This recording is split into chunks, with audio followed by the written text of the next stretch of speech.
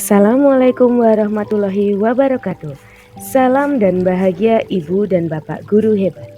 Pada kesempatan kali ini, kami akan menyampaikan ruang kolaborasi modul 3.1 analisis pengambilan keputusan berbasis nilai-nilai kebajikan sebagai pemimpin. Kelompok 1 beranggotakan 4 orang yang terdiri dari saya sendiri, Dian Noviana Ertanti. Nama saya Sri Sunari dari SMA Negeri 1 Sidoarjo. Nama saya Bahtiar Imani dari SD Negeri 2 Girimarto. Nama saya Nurdiani Mardiah dari SMP Negeri 2 Girimarto. Dengan Bapak Pariyadi sebagai fasilitator dan Ibu Nurul Istiqomah sebagai pengajar praktik.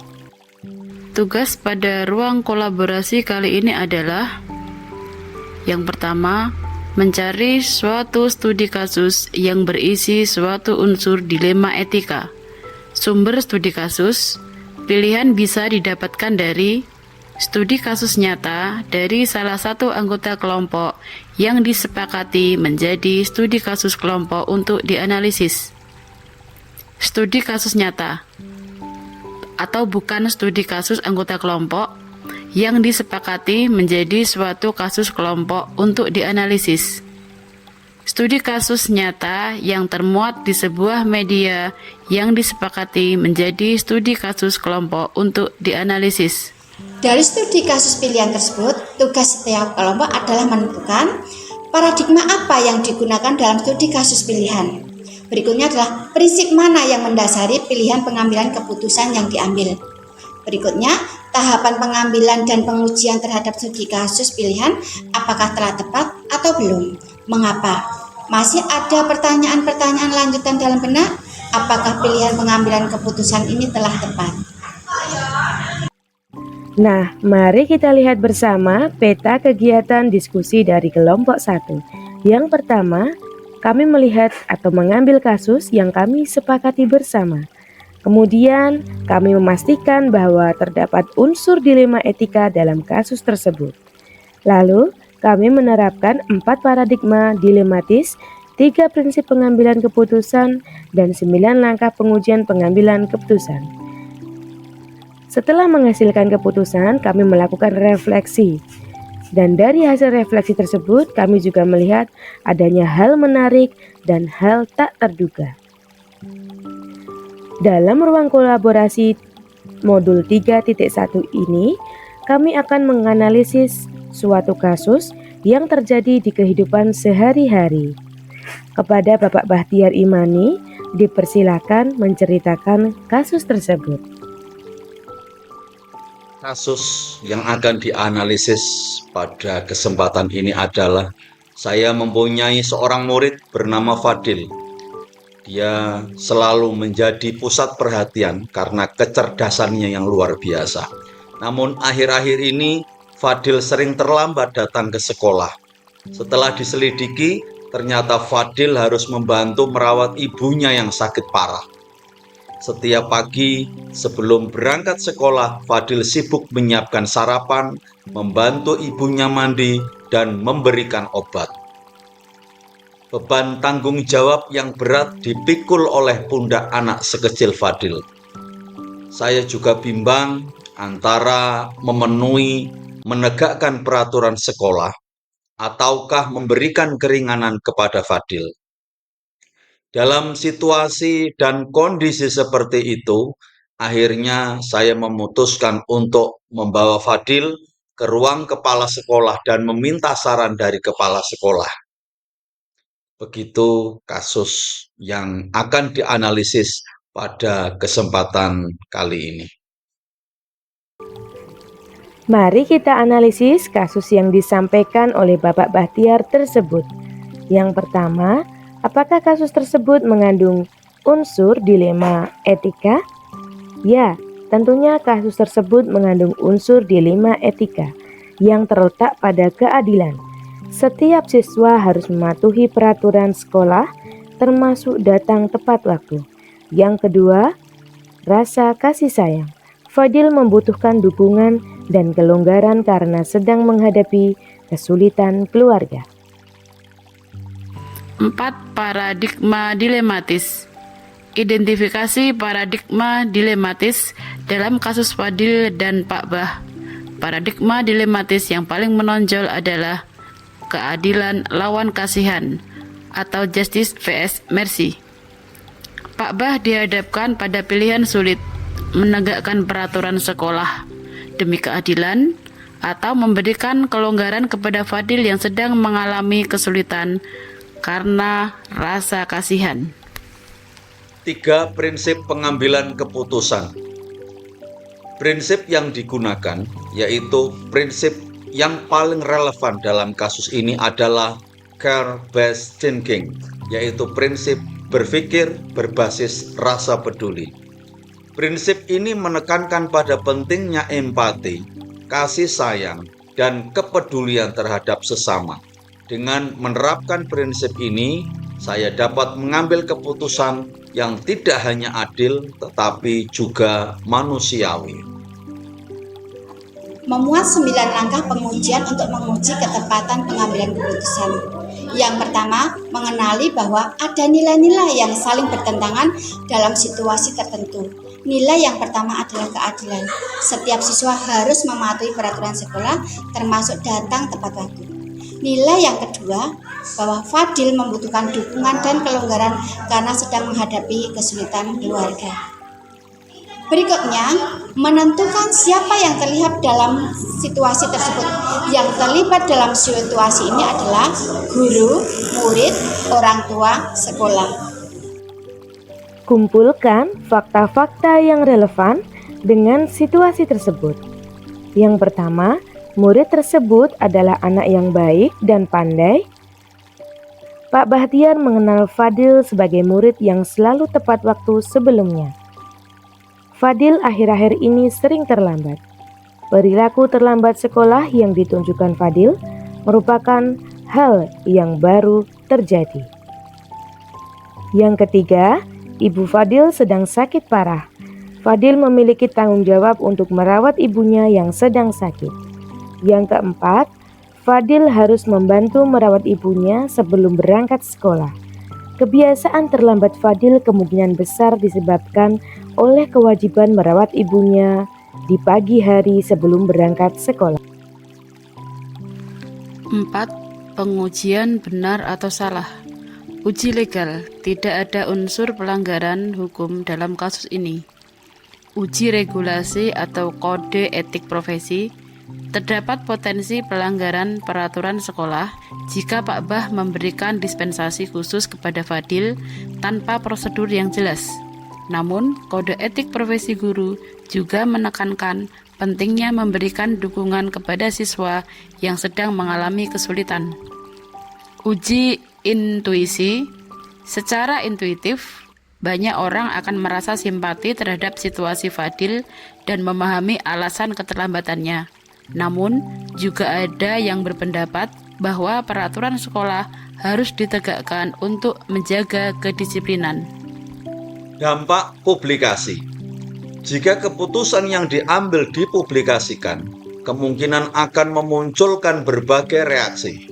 Ada yang akan mendukung keputusan saya, namun ada juga yang akan mengkritik. Reaksi publik akan sangat tergantung pada keputusan yang diambil dan bagaimana cara mengkomunikasikannya. Keputusan idola. Keputusan yang diambil oleh panutan atau idola akan sangat bergantung pada nilai-nilai yang dianut oleh sosok tersebut. Jika panutan kita adalah sosok yang menjunjung tinggi keadilan, mungkin ia akan memilih untuk menegakkan peraturan sekolah. Namun, jika panutan kita adalah sosok yang sangat peduli pada kesejahteraan siswa, mungkin ia akan memberikan kelonggaran kepada Fadil. Pengujian paradigma benar dan benar. Opsi 1.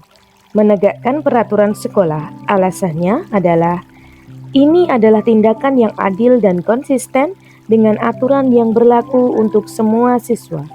Dengan menegakkan peraturan, Pak Bah dapat menjaga disiplin dan ketertiban di sekolah. Opsi 2. Memberikan kelonggaran kepada Fadil.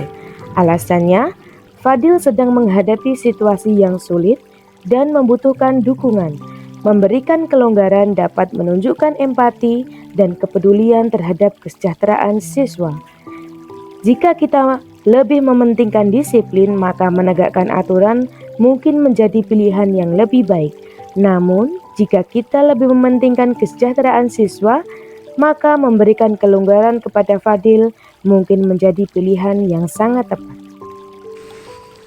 6. Melakukan prinsip resolusi. Prinsip resolusi dalam konteks kasus Fadil mengacu pada upaya untuk menemukan solusi yang memuaskan semua pihak yang terlibat, yaitu Fadil, guru, orang tua, dan sekolah. Dalam kasus Fadil, prinsip resolusi dapat diterapkan melalui beberapa cara, antara lain dialog terbuka. Pak Bah perlu melakukan dialog terbuka dengan Fadil, orang tua Fadil, dan mungkin juga melibatkan guru BK atau kepala sekolah. Tujuannya adalah untuk memahami secara mendalam situasi yang dihadapi Fadil dan mencari solusi bersama.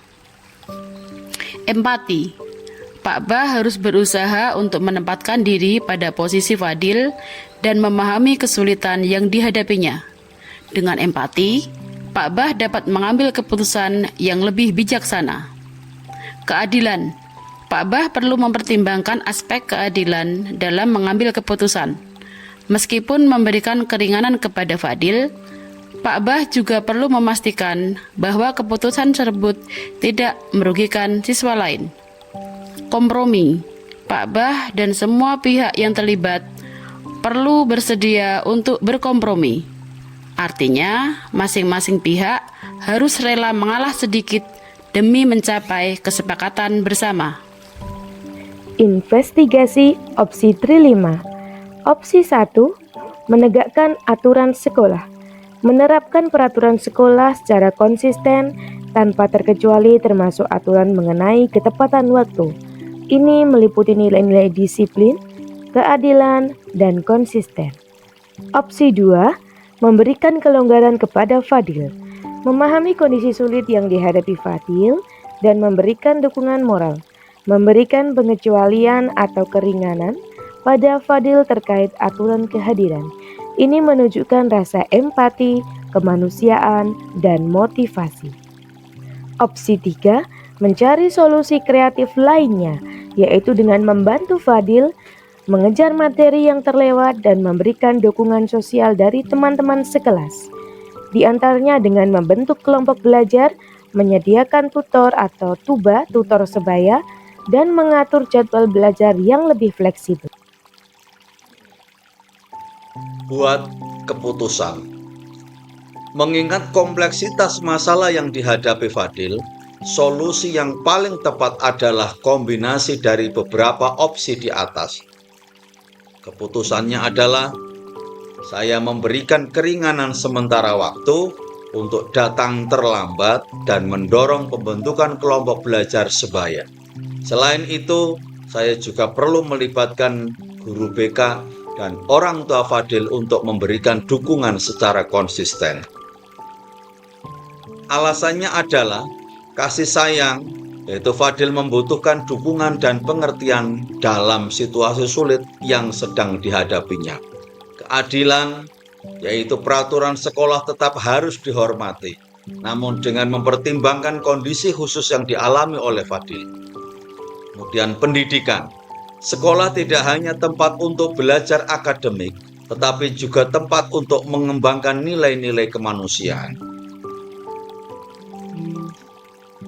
Lihat lagi keputusan itu lalu refleksikan. Refleksi pengambilan keputusan tersebut dapat dilakukan dengan menjawab pertanyaan berikut ini. Apakah keputusan yang diambil efektif dalam mengatasi masalah? Apakah ada dampak positif atau negatif yang tidak terduga dari keputusan tersebut? Apakah perlu dilakukan penyesuaian terhadap keputusan yang telah diambil? Apa pelajaran yang dapat dipetik dari pengalaman ini untuk menghadapi situasi serupa di masa depan? Beberapa minggu setelah keputusan diambil, saya akan mengevaluasi apakah kondisi Fadil sudah membaik, apakah ia dapat mengikuti pelajaran dengan baik, dan apakah kelompok belajar sebaya berjalan dengan efektif. Jika ternyata ada kendala atau masalah baru yang muncul, maka saya dapat melakukan penyesuaian terhadap keputusan yang telah diambil. Tujuan dari refleksi adalah untuk memastikan bahwa keputusan yang diambil tetap relevan dan efektif dalam jangka panjang. Dengan melakukan refleksi secara berkala, guru dapat terus meningkatkan kualitas pembelajaran dan kesejahteraan siswa di kelasnya. Hal-hal menarik atau tak terduga yang ditemui dalam menganalisis studi kasus pilihan. Di antaranya, satu, dari hal menarik adanya kompleksitas masalah pendidikan. Kasus Fadil menunjukkan bahwa masalah pendidikan seringkali melibatkan berbagai faktor yang saling terkait, tidak hanya faktor akademik semata. Faktor sosial, ekonomi, dan psikologis juga berperan penting dalam mempengaruhi prestasi dan kesejahteraan siswa. Peran guru sebagai pembimbing. Guru tidak hanya berperan sebagai pengajar tetapi juga sebagai pembimbing dan konselor bagi siswa. Pak Bah misalnya, dihadapkan pada dilema antara menegakkan aturan dan memberikan dukungan emosional kepada Fadil. 3. Kolaborasi dan komunikasi berbagai pihak. Untuk mengatasi masalah seperti yang dihadapi Fadil, diperlukan kolaborasi antara berbagai pihak seperti guru, orang tua, konselor yang diwakili oleh guru BK, dan bahkan tenaga kesehatan. Pendekatan multidisiplin ini dapat memberikan solusi yang lebih komprehensif. Hal tak terduga. Yang pertama, kemampuan bertahan. Kasus Fadil menunjukkan bahwa anak-anak memiliki kemampuan bertahan yang luar biasa untuk mengatasi kesulitan. Dengan dukungan yang tepat, mereka dapat bangkit dan mencapai kesuksesan. Yang kedua, keuletan. Kasus Fadil menunjukkan bahwa anak-anak memiliki keuletan yang luar biasa untuk mengatasi kesulitan. Dengan dukungan yang tepat, mereka dapat bangkit dan mencapai kesuksesan. Refleksi, kasus Fadil telah membawa kita pada sebuah persimpangan jalan yang kompleks, di mana nilai-nilai akademik berbenturan dengan tuntutan kemanusiaan.